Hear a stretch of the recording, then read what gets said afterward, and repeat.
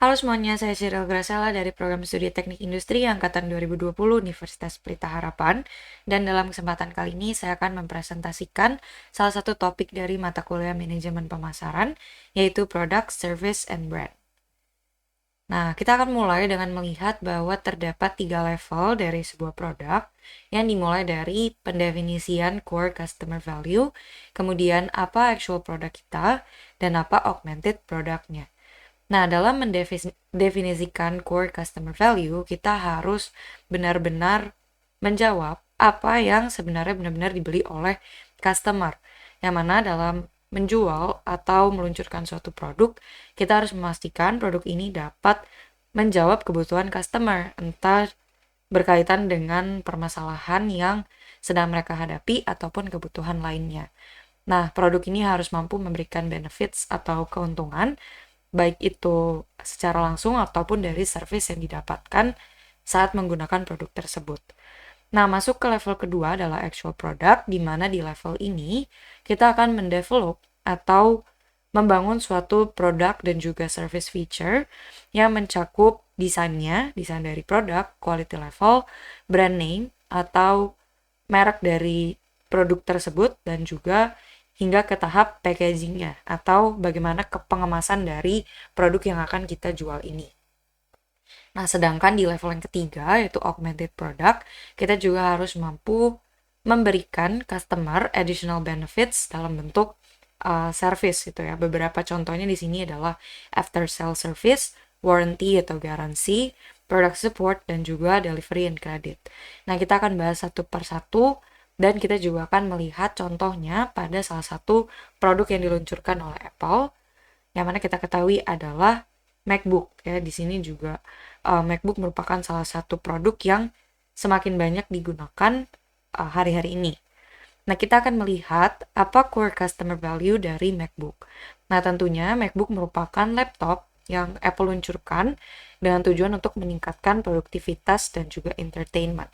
Nah, ini adalah inti atau fungsi dasar dari laptop MacBook ini sendiri. Nah, namun kita akan membedah secara lebih dalam lagi ketika telah masuk ke level actual dan juga augmented product. Nah, akan kita lihat di level yang kedua yaitu actual product, dimulai dari komponen yaitu desain. Kita mengenal Apple sebagai suatu perusahaan yang meluncurkan produk-produk dengan desain yang simpel dan juga futuristik sehingga memberikan kesan yang eksklusif. Nah, di bagian selanjutnya juga kita mengetahui terdapat komponen brand name. Nah, brand name-nya sudah jelas ya, di sini merek dari laptop MacBook adalah Apple. Jadi Apple meluncurkan produk MacBook. Selanjutnya adalah bagian packaging, di mana jika kita membeli sebuah MacBook, maka kita otomatis akan mendapatkan juga packagingnya. Nah, packaging dari MacBook adalah kardus putih seperti ini, yang mana desainnya kembali lagi ya, di sini dapat kita lihat sangat simpel. Nah, tetapi juga aman untuk dapat melindungi produk di dalamnya dari guncangan ataupun benturan-benturan di luar. Nah, tetapi selain kardus putih ini atau box putih, kita juga akan diberi kardus coklat biasanya berbentuk karton yang merupakan second packaging untuk produk MacBook ini sendiri. Nah, selanjutnya adalah bagian quality level, di mana hal pertama yang dapat kita lihat adalah Apple sangat mengedepankan atau memastikan bahwa setiap customer memiliki in-store experience yang baik, atau customer merasa puas dan juga nyaman berbelanja di toko-toko Apple. Mungkin seperti official resellernya seperti iBox, Digimap, Apple Store, dan masih banyak lagi.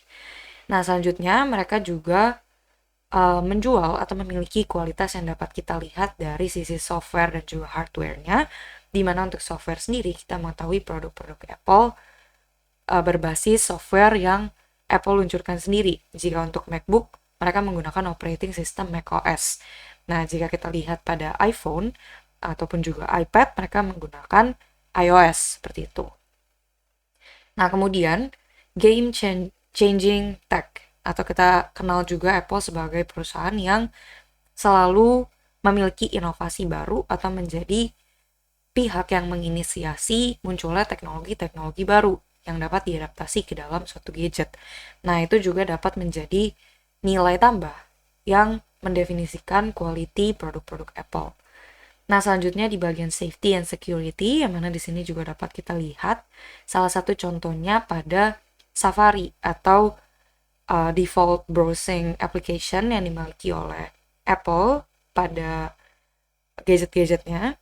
Di sini mereka memberikan privacy report yang menyatakan di sini dalam 7 hari terakhir, Safari telah memprevent atau mencegah 98 trackers untuk memprofile sistem atau MacBook kita. Nah, di sini juga dinyatakan bahwa sistem telah meng-hide atau menutupi IP address kita sehingga tidak dapat di-track oleh pihak luar. Nah, kemudian quality level juga dapat di-define dari produk-produk atau dalam hal ini khususnya dalam MacBook yang cenderung mudah untuk digunakan, baik oleh termasuk oleh pihak-pihak yang mungkin baru menggunakan produk Apple atau MacBook sendiri.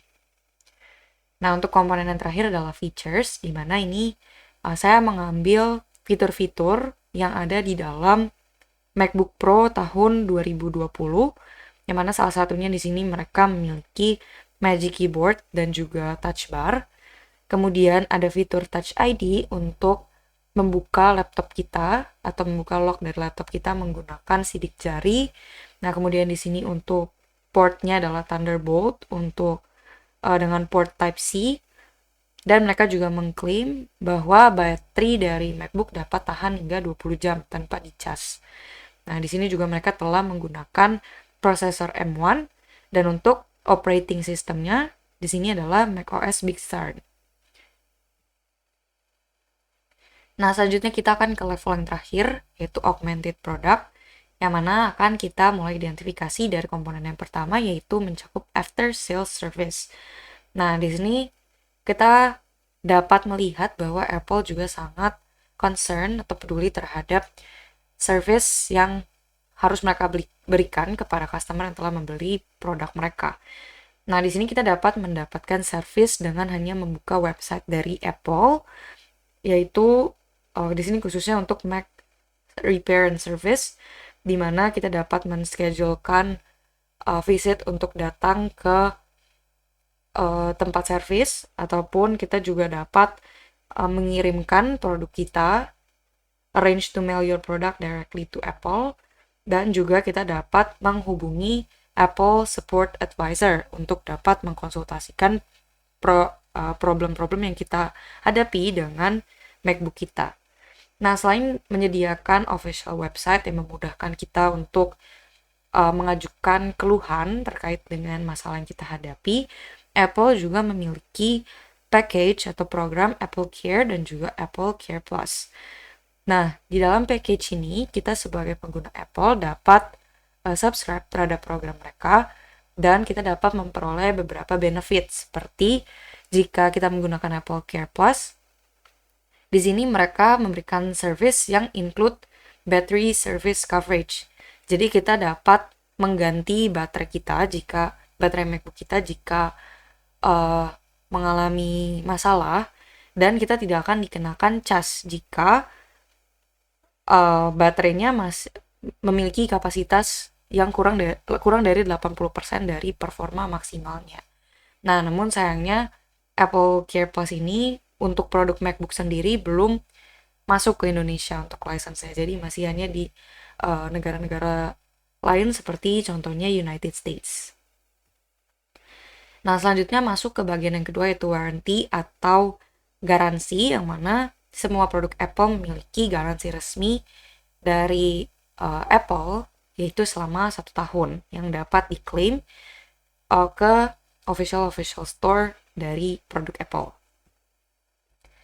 Nah, selanjutnya adalah product support, yang mana Apple memiliki Apple Support, yang mana kita juga dapat langsung melihat ke websitenya di support.apple.com, yang mana di sini mereka menyediakan dukungan atau layanan bagi seluruh produk Apple, mulai dari iPhone, MacBook, iPad, iWatch, dan lain sebagainya, yang mana di sini juga mereka akan menangani berbagai keluhan Jadi kita di sini dapat melihat juga support-support yang dapat mereka berikan dalam berbagai hal.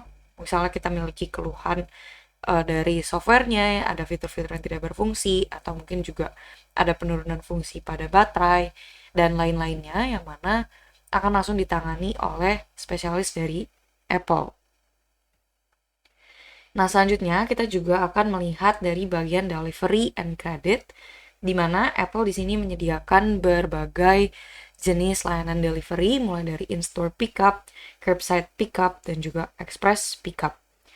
Nah, mereka juga menyediakan layanan pengiriman delivery menggunakan kurir mereka. Jadi, pengiriman dapat dikirim next day, yang mana ini free, tidak dikenakan biaya apapun, atau juga 2-hour delivery, jadi kita dapat menerima produk itu dalam waktu 2 jam. Nah, untuk in-store pickup, jenisnya sama, kita seperti biasa, kita berbelanja ke offline store, lalu kita akan mempick up produk kita, ataupun kita juga dapat membeli produknya secara online terlebih dahulu, dan ketika kita datang ke store, kita dapat langsung tinggal mengambil saja.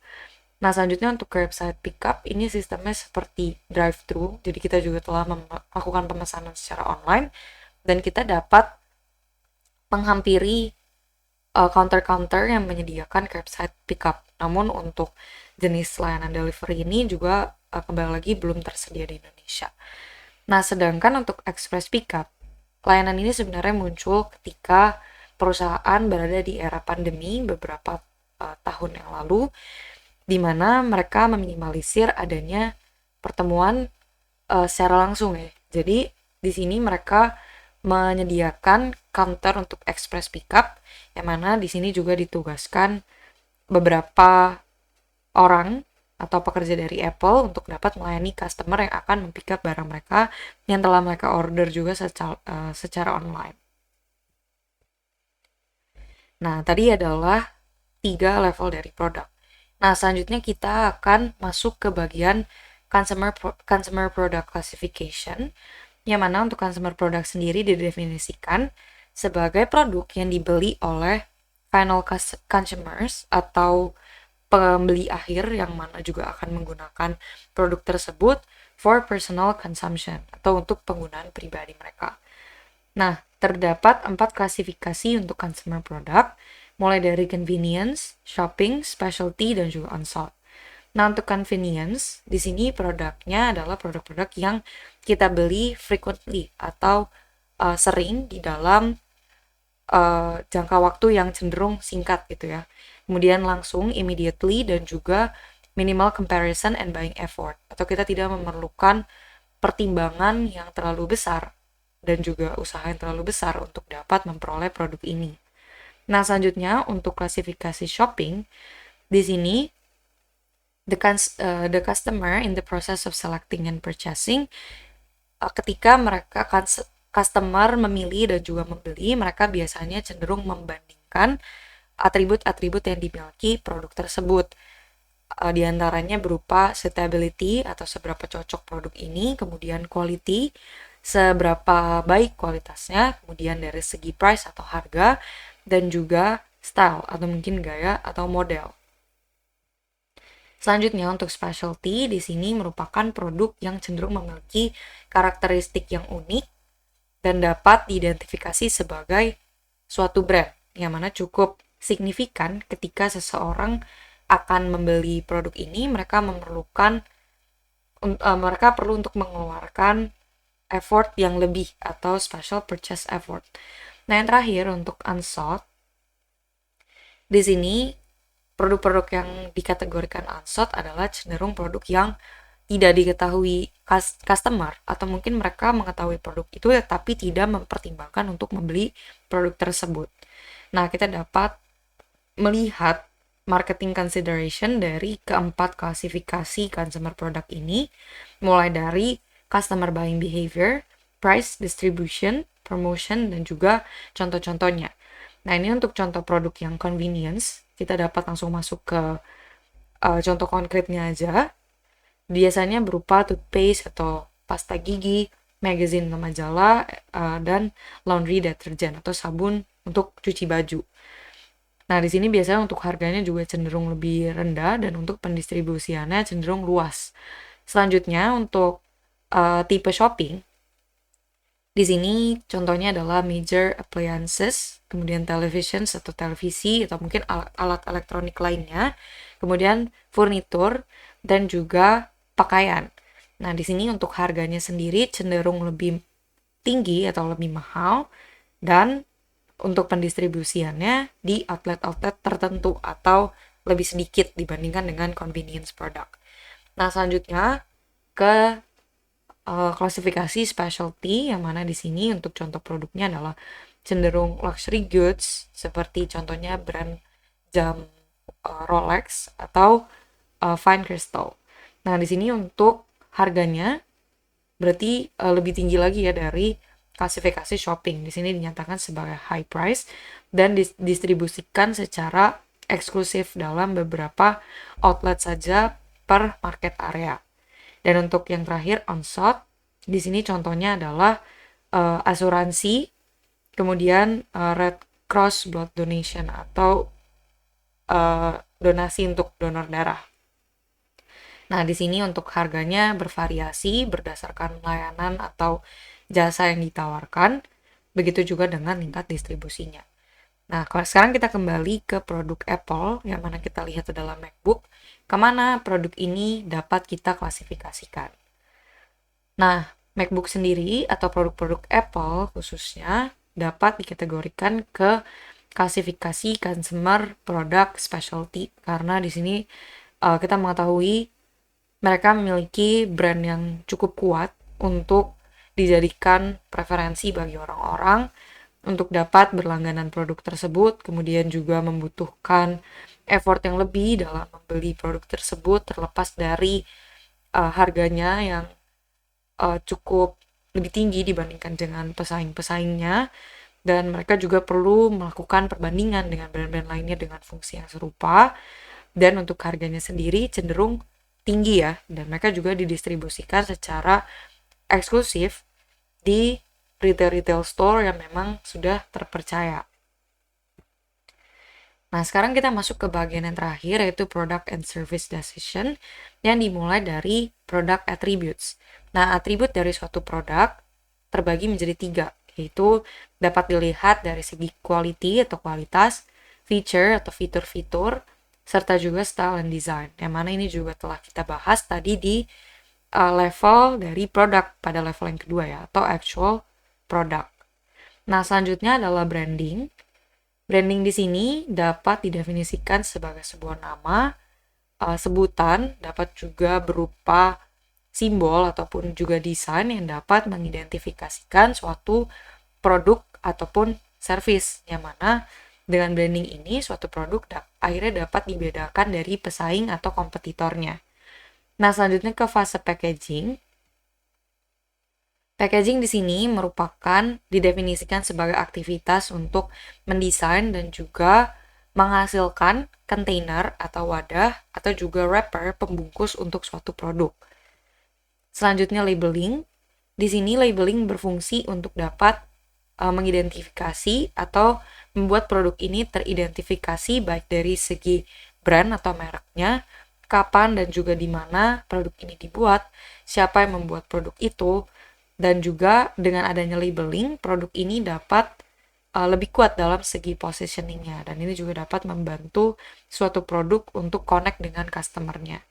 Nah, untuk fase yang terakhir adalah product support services, yang mana juga kita dapat lihat tadi pembahasannya pada level ketiga produk, yang mana merupakan augmented product ya, lebih mengarah ke service apa atau support apa yang dapat kita peroleh setelah menggunakan produk-produk tersebut. Nah, kita akan kembali lihat pada produk MacBook, yang mana di sini kita mengetahui MacBook merupakan suatu produk laptop yang memiliki kualitas yang baik, fitur-fitur, serta juga style dan juga desain yang juga telah kita bahas tadi di awal di bagian level produk. Dan untuk brandingnya sendiri, kita mengetahui MacBook membawa brand Apple. Nah, ini adalah untuk bentuk packagingnya, yang mana selain kita mendapatkan kardus putih, kita juga mendapatkan kardus coklat sebagai second packaging mereka. Nah, sekarang masuk ke bagian labeling.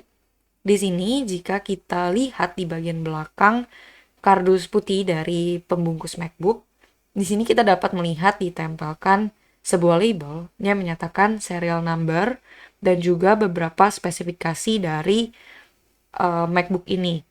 Nah, ini contohnya jika tadi label dapat mendefinisikan di mana produk ini dibuat. Di sini dituliskan nih bahwa produk ini assembled in China.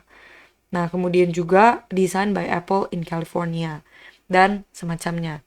Nah, untuk serial number ini untuk menyatakan keautentikan dari produk MacBook sendiri, di bagian belakang dari laptop MacBook juga terdapat serial number, dan jika memang produk ini original, maka serial number tersebut akan cocok dengan label yang ditempel pada bagian belakang packaging produknya.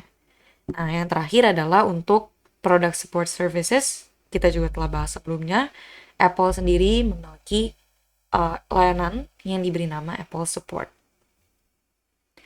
Nah, berikut adalah referensi yang saya gunakan untuk menyusun presentasi kali ini. Ada dari buku dan juga website official Apple untuk supportapple.com. Dan sekian presentasi yang dapat saya berikan untuk materi kali ini. Mohon maaf jika ada kata-kata atau informasi yang masih kurang berkenan. Atas waktu dan perhatiannya saya ucapkan terima kasih.